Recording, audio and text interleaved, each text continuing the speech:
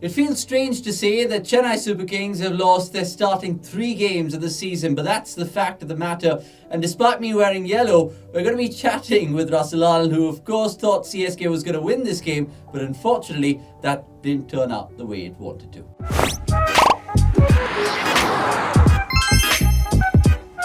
Yes, ladies and gentlemen, you're watching the match review on cricket.com in this CSK versus Punjab aftermath, and we have Russel Arnold in the house, and we promise you we didn't plan to both wear yellow, but so be the case. But how's it going, Russ? Feeling yellow, I guess. It's not feeling blue these days. It's a little different. CSK needed to win, Avanish. It was not more that they really needed to get on the board and get a roll on. So it's a little disappointing that the way they went down, they fought themselves back in, but just couldn't live up to it with the bat. Yeah, let's take a look at that match summary to, of course, paint you guys a vivid picture in case you guys missed the match, because Punjab lost the toss, but they went on to score 180, exactly 9 runs per over, and we can show you more data as we go along in this review. But the telling line is, of course, Punjab winning by 54 runs, which is quite something. Right, let's of course start chronologically like we always do. Punjab, they were 14 for 2, but that partnership, Ras, between Shikhar Dhawan and Liam Livingstone in particular was brilliant to watch. It sure was. I mean, the way they hit the ball was incredible. Liam Livingstone showing what he really is capable of. Now, the other day we were discussing if Bairstow was to come in, who do they leave out? And it was probably Livingstone that it would have been. But now, selection headaches as well. But what stood out for me was the fact that the Punjab Kings have a game plan. Yes, it went pear-shaped the game before. They lost their way. But you accept that. And you keep going to put yourself in a strong position. You're batting first with Dew coming on later. You need those extra runs. So that's what they did. And it came off brilliantly. They made a few changes to the batting order or the team lineup, in leaving out Raj Bawa, who looked a little scratchy and trying to find his feet. But they brought in another debutant who, just like most other Indian youngsters who are seen coming onto the scene, was full of confidence and full of power, which made a difference. And it was a great batting lineup. And I was very, very impressed with the attitude that they took into it. Not falling by the wayside just because they had one failure. So if they can keep going like this and also finish up, that means there'll be batting teams out of the tournament more often than not. Yeah, look, we at cricket.com love numbers and we love to digest data as much as possible. And it tells us a few things. First, the Punjab go absolutely gung-ho in the power play. They scored 10.9 more than any other team. Let's quickly take a look at that innings progression of Punjab because it tells you a few things. Now, Russ, I'll read it out for you for the benefit.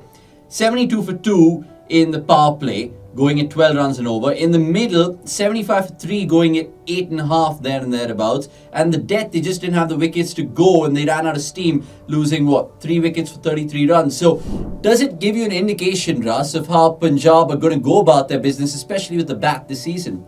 Yes, because they're continuing to go on with that game plan. Yeah. They didn't look away. Yes, once again, it's a new tournament. 3 games into it for most teams, and it's new combinations. It was more of a mega auction, so teams are still trying to identify or understand their new identity. So they'll only get better with the players settling in and gelling in. But I think this is the way Punjab will go.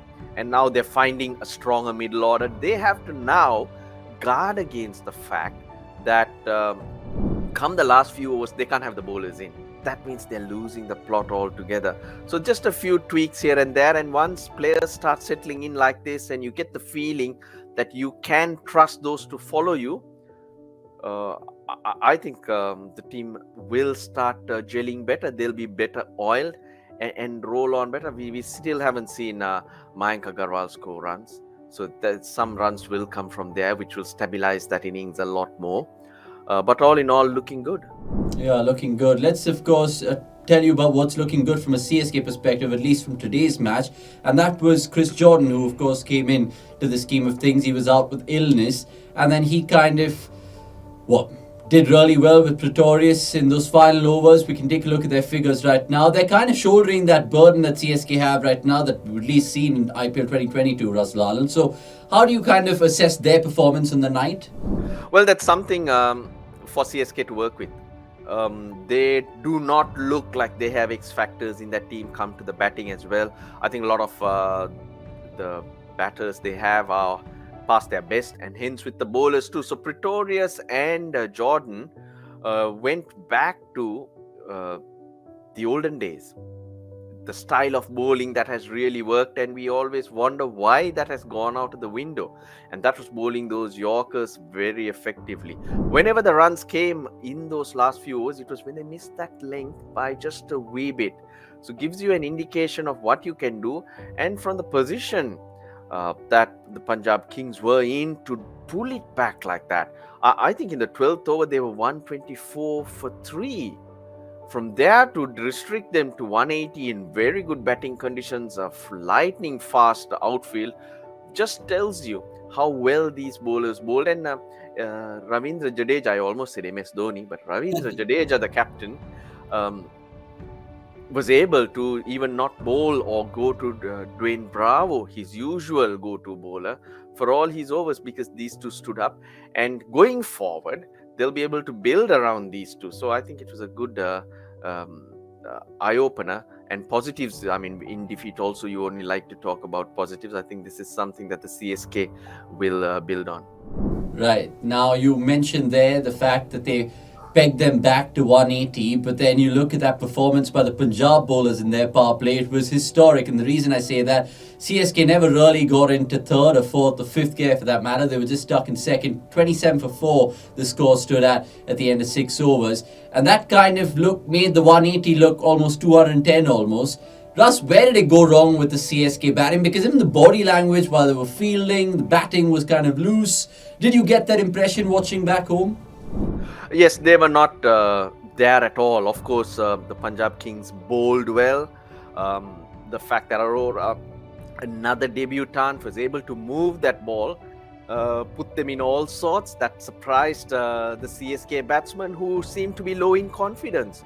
Gaikwad not amongst the runs is a big miss. Then Uttapa and even Ambati Raidu just doesn't seem to be with the speed of the game at the moment. And that's going to be a problem, because they are the core batsmen in this CSK batting lineup.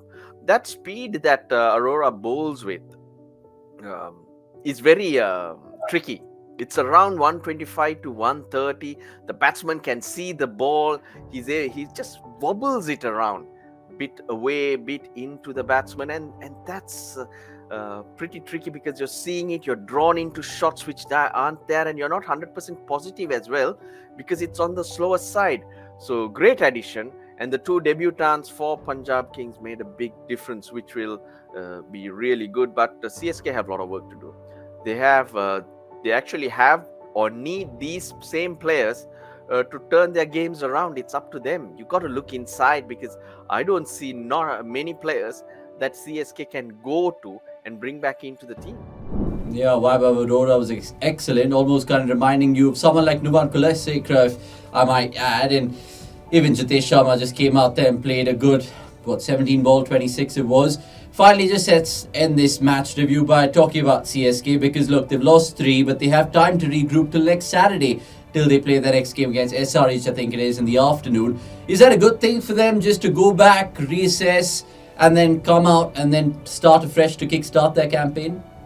I do think it's a good thing. Normally, we say when you don't have a good game, a quick turnaround is fast, because you put behind that disappointment. You don't have too much to think, and you're into it. You go out there and play, and you rectify it. And as players, we want to get out there. We want to get out there and put things right. But where CSK is at the moment, they don't seem to have their plans in order. Their players seem all over the place. They got a lot of work to do in terms of calming that dressing room down and having some direction. You can see with the other teams, we spoke about Punjab Kings, and this is going to be their template in going after the runs.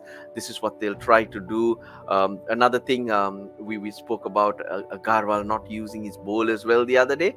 Today, I thought he did. He went with Arora to finish up in the first 7-8 overs. which meant the ball's moving around. This guy's bowling really well and picking up wickets, so I'll keep him going because later on in the innings, that ball's not going to move around, and at that speed, is not going to be effective. And come the 8th over, he had his main bowlers still to come into the attack, and he picked up wickets, and he was on his way. So that was good from Agarwal. Quickly moving on, but CSK, yep, the players also need some time to breathe and get their game in order. Okay, let's see how it all pans out for them, because the last time the defending champions of an IPL lost 3 successive games in the start of their season was Mumbai Indians in 2014, and they ended up, I think, 5th in that campaign. So hopefully it's not the same from a CSK perspective. We'll just end the show. I wish we could just play the tune of Coldplay Yellow, because I'm in yellow, Russ is in yellow, and I'm sure all the Chennai fans watching this will be sulking tonight, but I'm sure there's better and brighter days ahead. Thanks for watching cricket.com. It's a goodbye from me and Russel Arnold, of course.